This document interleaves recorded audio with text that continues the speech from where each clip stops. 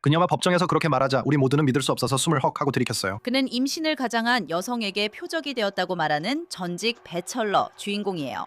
나는 그 독신남 때문에 임신하려고 아무것도 안 했어요. 저는 클레이튼 에커트와 대화해 이 이야기에 그의 입장을 듣습니다. 저는 안자네트 레비, 여기는 Row and Crime입니다.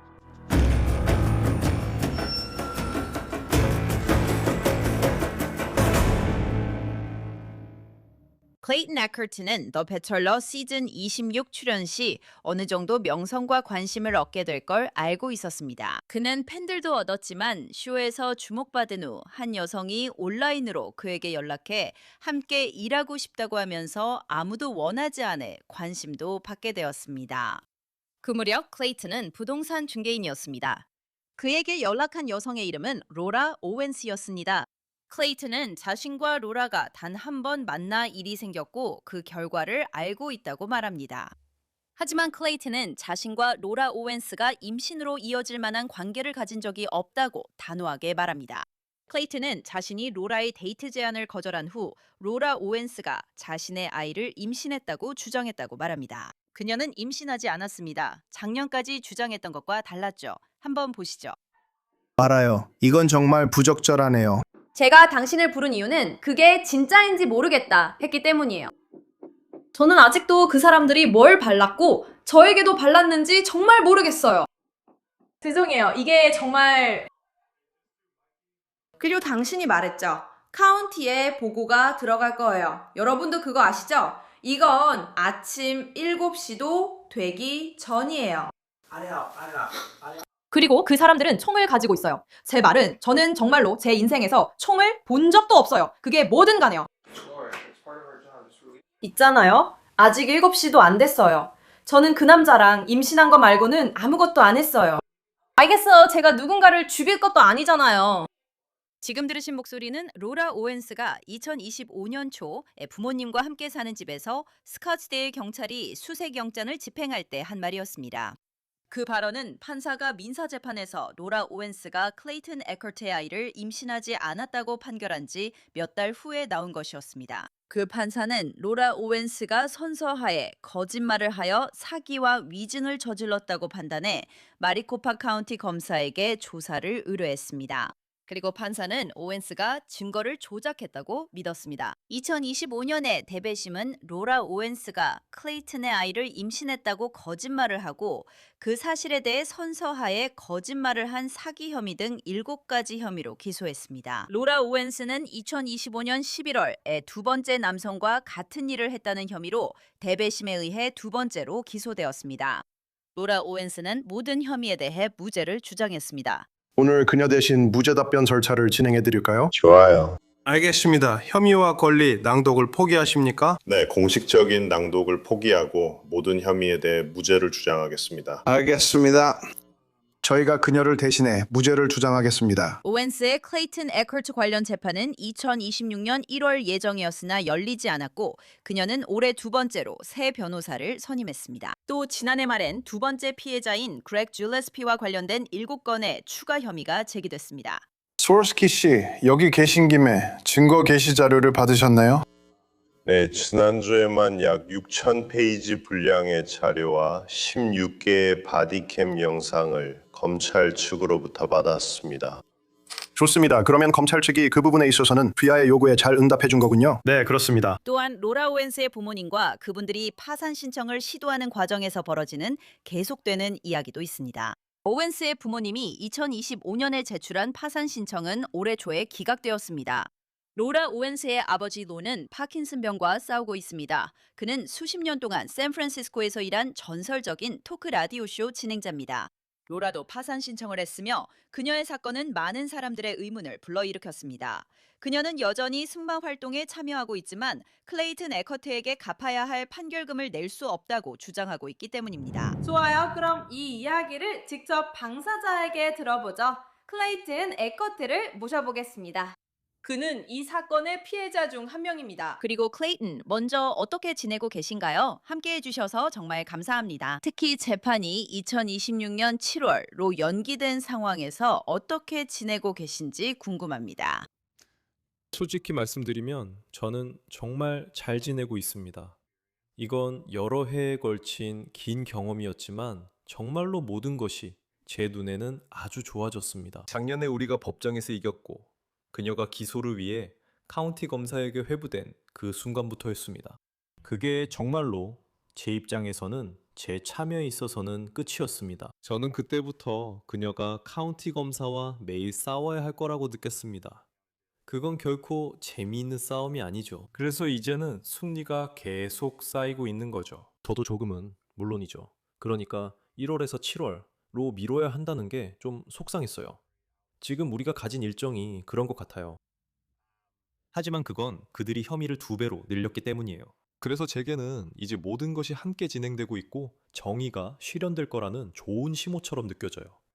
더 큰 책임이 따를 거예요. 그녀가 어떤 형태로든 감옥에 가지 않는 상황은 상상할 수 없어요.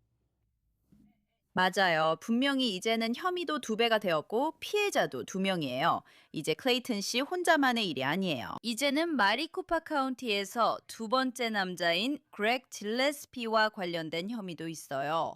그녀가 그에게 내가 당신 아이들을 뵌 거예요 라고 하려고 했다는 건데 저로서는 정말 놀라워요.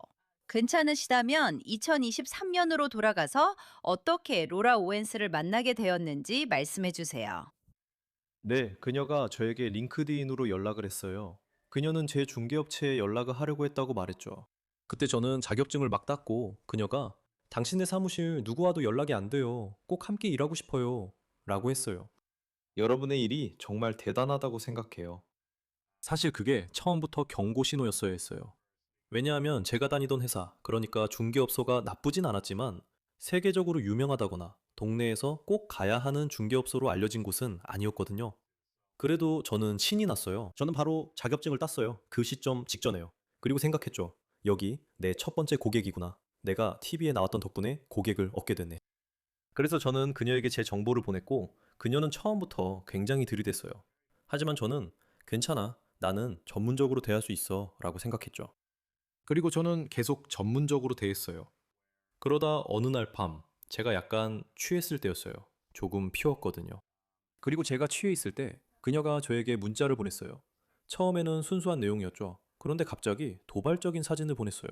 그리고 저는 그런 상태에서 야, 여기로 와. 라고 말했어요. 그래서 그녀가 왔고 그날 밤 우리는 성적인 접촉이 있었어요. 우리가 성관계를 가진 건 아니에요. 이 점은 분명히 말해야 해요. 하지만 다른 일들은 했어요. 그리고 결국 그녀는 그때부터 저와 사귀길 원했어요. 하지만 저는 아니라고 했고 그건 한 번뿐인 일이었다고 말했어요. 그러자 그녀는 화가 났어요. 그리고 제가 그녀와 사귀지 않겠다고 거절하자 그녀는 그걸 받아들이지 못했고 11일 후 자신이 임신했다고 말하기로 했어요.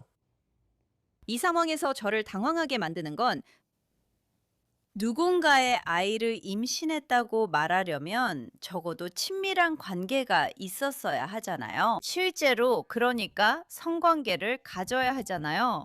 당신 둘 사이에는 그런 일이 없었잖아요. 네, 다른 일들이 있었다고 말씀하셨지만 우리가 자세히 말하진 않을게요. 그런 일이 있었지만 그건 아니었어요. 그래서 처음에는 농담하는 거야? 진심이야? 이런 생각이 들었나요? 네, 그런데 이런 게 있어요. 그리고 이건 불행히도 제 과거, 제가 미식축구를 했을 때 있었던 일인데 트래핑이라는 용어가 있어요. 그리고 그건 여자가 본인이 피임 중이라고 하거나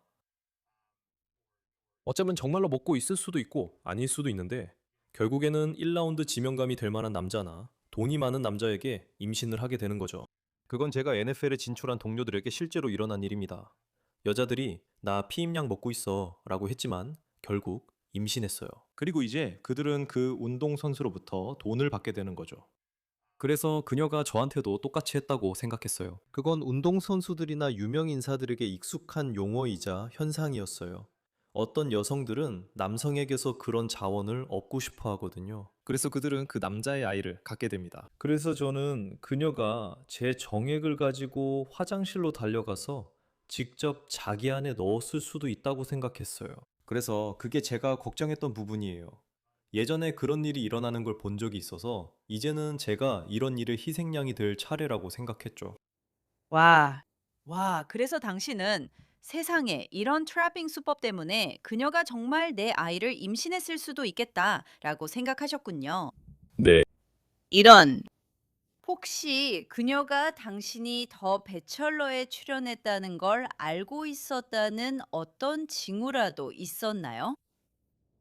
네, 그러니까 그녀가 계속해서 그 프로그램을 본 적이 없다고 말했고, 유명 인사들이나 유명한 사람들과 데이트를 해봤다고 하면서 제 지위나 평판, 제가 뭘 했는지에 대해 신경 쓰지 않는다고 했거든요. 그게 저에겐 또 다른 경고 신호였어요. 누군가 굳이 모른다고 설득하면 사실 알고 있을 가능성이 높다고 생각해요. 연애에서도 그런 경우가 많았거든요. 항상 그런 여자들이 있어요. 난 한 번도 당신이 누군지도 몰라요. 이런 식이죠. 그러면 저는 그래요. 당신이 몰랐다면 그게 어디서 나온 건지 모르겠네요. 이런 생각이 들어요. 제 친구들이 저한테 당신이 이런 사람이라고 말해줬거든요. 당신이 무관심한 척 저를 설득하는 것 같아요. 그리고 보통 그런 사람들이 오히려 더 신경을 쓰는 경우가 많아요. 반면에 정말 아무렇지 않게 네, 당신이 누군지 알아요. 뭐 얘기하고 싶으면 해도 되고 아니면 말고요. 이런 식으로 말하는 여자들도 있죠. 그런데 그 여자는 난 당신이 누군지도 모르겠고 신경도 안 써요. 나한텐 상관없어요. 이런 쪽이었어요. 그래서 저는 알겠어요. 감이 왔어요. 라고 생각했죠. 흥미롭네요. 그녀가 당신과 데이트하길 원했다고 했잖아요. 그 부분에 대해 좀 더 자세히 말해주세요. 예를 들어, 그래, 나 좀 피웠어. 라고 할 때처럼요. 조금 취했어요. 그리고 장난도 좀 쳤고, 그게 다였어요. 미안해요. 그게 전부였고, 그리고 나서 그녀가 당신에게 자기와 데이트하길 원했던 거죠. 그 일이 어떻게 일어났는지 좀 더 자세히 이야기해 주세요. 네, 그건 다음 날이었어요. 사실 저는 그녀에게 집을 보여주고 있었어요. 그래서 집을 보여준 다음에 제가 저기 내 차에서 얘기 좀 해야겠어. 라고 말하고 그녀를 차로 데려갔어요. 그리고 저기 나 실수했어. 라고 말했죠. 제가 넘지 말아야 할 직업적인 선을 넘었어요. 그 일에 대해 사과하자 그녀는 괜찮아요. 정말 즐거웠고 재밌었어요. 사과할 필요 없어요. 라고 했어요. 그래서 저는 고마워요. 라고 답했어요. 앞으로 그런 일이 다시 없어야 한다는 걸 알아줬으면 해요. 한 번뿐인 일이었어요. 그녀가 처음으로 울기 시작했어요. 저는 무슨 일이야? 라고 생각했죠. 그녀는 어젯밤 대화를 보니 우리 공통점이 많았어요. 라고 했어요. 그리고 당신을 이해하고 원하는 사람이 되도록 도울 수 있을 것 같다고 했어요.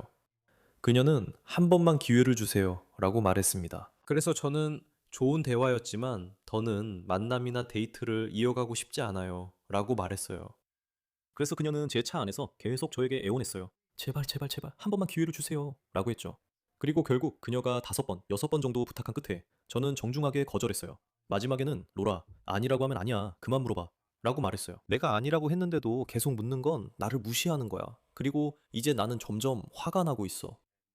그러자 그녀는 갑자기 얼굴이 굳어지고 그냥 저를 바라봤어요. 그때 온몸에 소름이 돋았던 게 기억나요.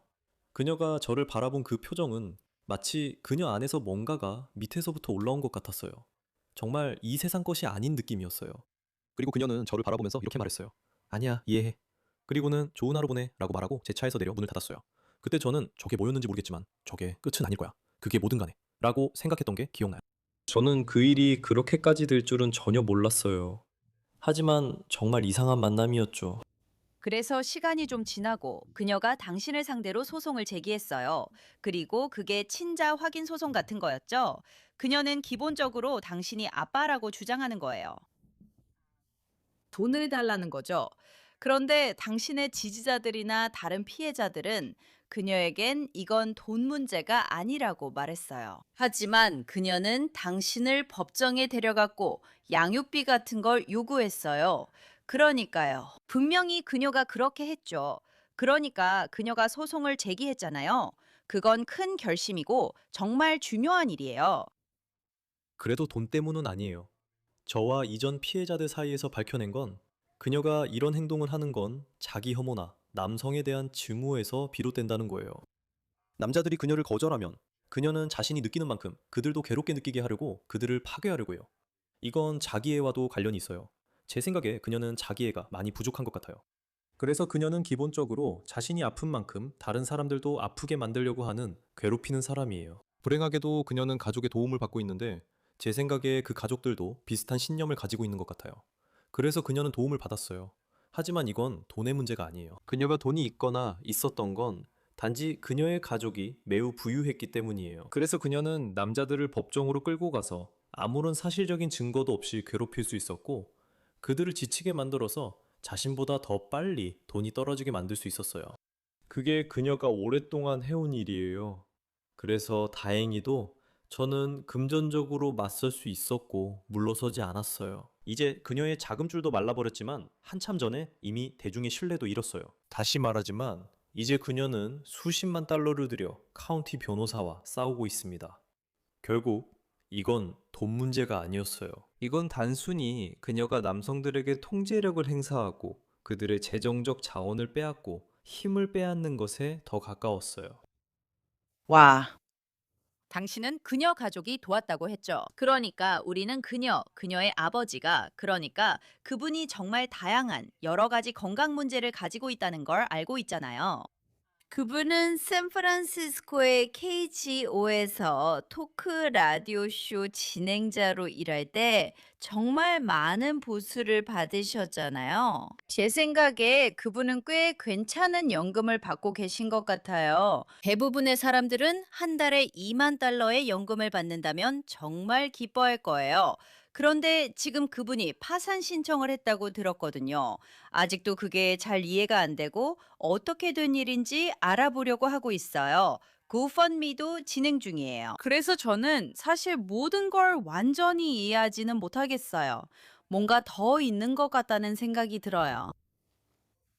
가족이 그녀의 법적 비용과 변호사 비용을 한동안 지원해왔고, 그 때문에 재정적으로 힘들어졌을 가능성이 있다고 생각하세요? 그리고 그들이 글쎄요, 이 상황을 부추기고 있었던 건지 아니면 그녀를 믿고 그녀가 피해자라고 생각했던 건가요? 아니면 이 일을 2년 넘게 겪어오신 입장에서 어떻게 생각하세요? 네, 아니요. 그녀의 가족은 모두 그게 잘못됐다는 걸 알고 있고 그들이 퍼뜨리는 말도 안 되는 소리들을 전혀 믿지 않아요. 제가 들은 바로는 솔직히 그들은 자신들이 다른 사람들보다 낫다고 생각하는 것 같아요.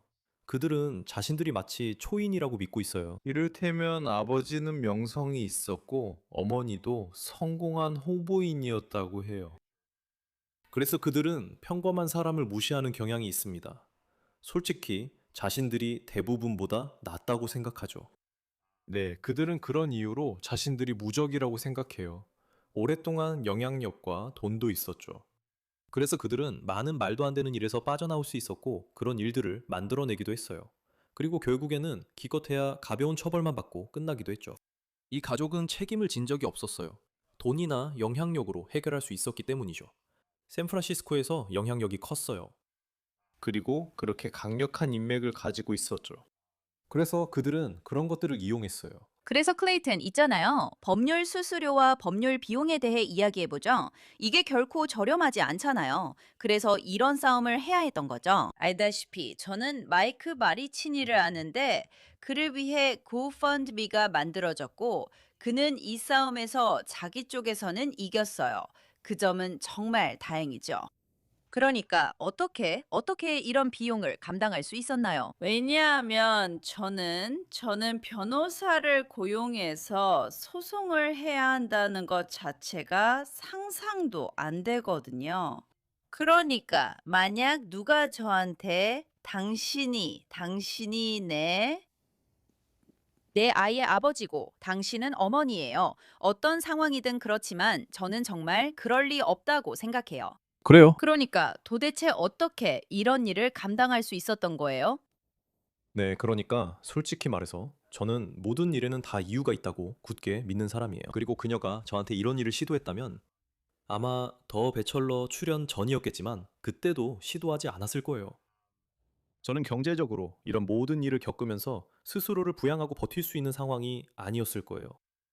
하지만 다행히도 저는 제 인생에서 아주 잘 지내고 있습니다. 그래서 답답한 건 자금이 없는 사람들은 마치 스스로를 위해 싸울 수 없다는 거예요. 그리고 다시 말하지만 우리는 수십만 달러에 달하는 법률 비용에 대해 이야기하고 있습니다. 누군가가 결백하지만 돈이 없어서 싸울 수 없는 상황이죠. 그들이 법정에 나오지 않거나 변호하지 않아 유죄로 추정되기도 해요. 그래서 당신이 유죄임이 틀림없다고 생각하는 거죠. 그게 바로 제가 변호사를 구하기 전에 들었던 말이에요. 저는 그냥 무시하려고 했어요. 소송 서류를 받았지만 이건 말도 안 되는 일이니까요. 답변조차 하지 않으려고 했죠. 그리고 누군가가 저한테 이렇게 말했어요. 야, 네가 답변하지 않으면 상대방이 걸석 판결을 신청할 거고 네가 출석하지 않았다는 이유로 불리하게 판결이 날 거야. 그래서 저는 뭐라고? 이거에 답변을 해야 한다고? 아이도 없는데? 라고 생각했죠. 왜 내가 양육 계획에 답변해야 하는 거지? 그때 저는 사람들이 법원에 뭐든 제출할 수 있다는 걸 알았어요. 즉, 당신이 제 사탕을 훔쳤다고도 고소할 수 있죠. 저는 당신을 고소하고 서류를 법원에 제출할 수 있어요. 물론 그런 건 바로 기각될 거예요. 제가 말하고 싶은 핵심은 누구나 원하는 걸 제출할 수 있다는 점이에요. 그리고 그 안에 들어가면 변호사 비용이 시간당 $500 나해요. 그래서 2년 반이 지났고 이게 계속 쌓이기만 했어요. 하지만 이제 저도 자원이 생겨. 그녀가 저를 건드리기에 정말 안 좋은 시기네요. 그래서 저는 싸울 거라고 생각했어요. 왜냐면 그래야 할 필요가 있다고 느꼈거든요. 이건 이제 저 혼자만의 문제가 아니에요. 이제는 다른 사람들, 그들도 이제 정의를 찾고 있으니까요. 그래서 저는 이렇게 할 수 있는 능력이 있기 때문에 이 일을 하고 있는 거예요. 지금은 그럴 에너지도 있거든요. 분명히 스카트데일 경찰서가 1월에 그녀의 집에서 수색영장을 집행하는 장면이 담긴 바디캠 영상을 보셨을 거예요. 네. 그녀는 나는 아무 잘못도 하지 않았어요. 내가 한 거라곤 그 망할 배철러한테 임신한 것뿐이에요. 같은 말을 하고 있어요. 제 말은 그녀가 그 일에 정말 단호해 보여요. 그래요. 있잖아요. 그녀가 정말로 자기 자신을 그렇게 믿게 된 걸까요? 아니면 그냥 보여주기 식으로 행동하는 걸까요? 당신이 보기엔요? 저도 그녀에게 진단 가능한 어떤 상태나 질병, 장애 같은 게 있는지 정말 알고 싶어요. 제 이해로는 그녀는 의료 전문가나 정신건강 전문가를 만나러 가지 않을 거예요. 그녀는 자신에게 문제가 있다는 것을 인정하려 하지 않아요. 그래서 정말 궁금해져요. 당신은 정말 이 거짓된 현실을 믿고 있는 건가요? 이게 당신에게는 진짜 현실인가요? 어떤 상태나 장애가 있으면 사람들은 다른 현실을 진짜라고 믿게 될 수 있기 때문이에요. 알다시피 그래서 저도 잘 모르겠어요. 제 생각, 제 믿음은 그녀가 인생에서 한 번도 책임을 진 적이 없다는 거예요. 왜냐하면 그녀의 부모님이 항상 돈이나 영향력을 통해 그녀를 빠져나가게 해줬기 때문이죠. 그래서 결국 한 번도 꾸중을 듣거나 책임을 져본 적이 없는 사람이 생기는 거죠. 그렇기 때문에 자신의 행동에 대해 어떤 책임도 지려고 하지 않는 겁니다. 그래서 저는 그녀가 알고 있다고 믿어요. 아니, 저는 그녀가 속이고 있다는 걸 알고 있다는 걸 알아요. 그녀는 임신한 배를 샀거든요. 임신을 속이려고 하지 않는 이상 가짜 임신 배를 살 이유가 없잖아요. 그러니까 그녀는 알고 있어요. 그녀는 한 번도 책임을 져본 적이 없으니까 전혀 책임을 질 수 없는 거죠. 알고 계세요? 만약 그들이 수색영장을 집행하는 동안 그 가짜 배를 발견했다면 네, 제가 들은 바로는 그런 종류와 비슷한 증거가 발견됐다는 얘기를 작은 소문으로 들었어요. 제가 확실히 말할 수는 없어요. 직접 본 게 아니고 그녀도 가짜 임신배로 지적받은 그 라이브 스트림이 방송되는 줄 몰랐어요. 저희 둘 다 몰랐었어요. 그래서 그녀가 배를 이리저리 움직이고 있을 때 저희는 약 1만 명 정도의 시청자가 지켜보고 있었어요. 그 사람들이 배가 저렇게 움직이지는 않아 라고 했죠. 그래서 그녀가 그걸 가지고 있다는 걸 증명하는 영수증 같은 증거들이 발견됐다고 하더라고요. 저는 마리코파 카운티 검찰청에 연락해서 그들이 인공배에 대한 증거를 확보했는지 물어봤어요. 그 사무실의 대변인은 사건이 아직 진행 중이라서 언급할 수 없다고 저에게 말했어요. 당신은 그녀가 의료 기록을 조작한 것을 인정했다고 말씀하셨죠? 그 부분에 대해 좀 더 자세히 말씀해 주세요. 네, 그녀가 법정에서 그렇게 말했어요. 우리 모두 믿을 수 없어서 손을 헛고 들이켰죠. 그녀는 그래요. 제가 기록을 조금 수정했을 수도 있어요. 하지만 정말 조금이에요. 라고 했어요. 우리 모두 조금이라니. 조금이 무슨 뜻이죠? 라고 생각했죠. 네, 정말 조금이라고 했어요. We were like, oh, just a little bit. What does a little bit mean? Yeah, just a little. 아주 조금이요. 그냥 제 거로 바꿨어요. 여동생의 초음파 사진을 제 것으로 만들었어요. 그녀가 그렇게 말한 건 아니지만 그녀가 저한테 영상을 보냈거든요. 병원에서 아버지가 만지고 있는 배였는데 그게 그녀의 여동생 배였어요. 그런데 얼굴이 안 보이게 여기서부터 위를 잘라냈죠. 그녀는 그게 자기라고 주장했어요. 추수감사절에 론 어원스의 페이스북 페이지에 추수감사절 즈음에 게시물이 하나 있었어요. 그는 나는 감사하지만 올해는 정말 끔찍했다고 말하고 있었죠. 우리 집에 급습이 있었어요. 저는 그걸 급습이라 해야 할지 모르겠어요. 수색 영장은 이렇게 집행되어 수화 장비를 착용하고 나타나지만 그들은 친절하고 명확했어요. 저도 침착했고 그들도 공손했어요. 인정받는 이란 단어를 찾고 있었어요. 네, 그러니까 모르는 사람들을 위해 말하자면 수색영장이 집행될 때마다 그들은 상황을 일종의 분석을 해요. 그리고 그들은 얼마나 위험할 수 있는지 살펴봐요. 누군가의 집에 갈 때 어떤 일을 겪게 될지 절대 알 수 없으니까요. 그래서 항상 특수기동대를 보내요. 이게 그냥 원래 그런 방식이에요. 그들이 헤이 로라 잠깐 얘기할 수 있을까요? 라고 했어요. 그러니까 실제로는 이런 식이었죠. 그들은 친절하게 대해줬고 그녀의 아버지가 침대에서 일어나는 것도 도왔어요. 하지만 아버지는 그 상황을 소앗 급습이라고 표현했죠. 수색영장 집행 과정을 잘 모르는 분들을 위해 제가 간단히 설명드리겠습니다. 이렇게 진행됩니다. 그들은 꽤 친절했어요. 더 심할 수도 있었고 문을 부수고 들어올 수도 있었지만 그러지 않았어요. 아니에요. 그러니까 제 말은 그는 이게 특공대 급습이라고 말하고 있고 정말 힘든 한 해였다고 해요. 건강 문제도 많이 겪었고요. 그리고 또 그는 자기 딸에 대해서도 이런 음해 캠페인이 있었고 딸이 잘못 묘사되었다고 말해요. 뭐 그런 식이에요. 그에 대해 어떻게 생각하세요?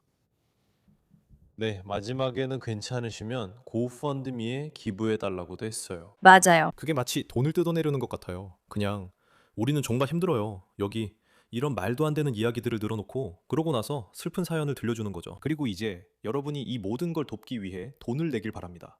우리는 여러 명의 변호사 문제에 감당할 수 없는 법률 비용까지 떠안고 있습니다. 그리고 우리가 그걸 감당하지 못하면 이제 우리는 힘을 잃게 될 거예요.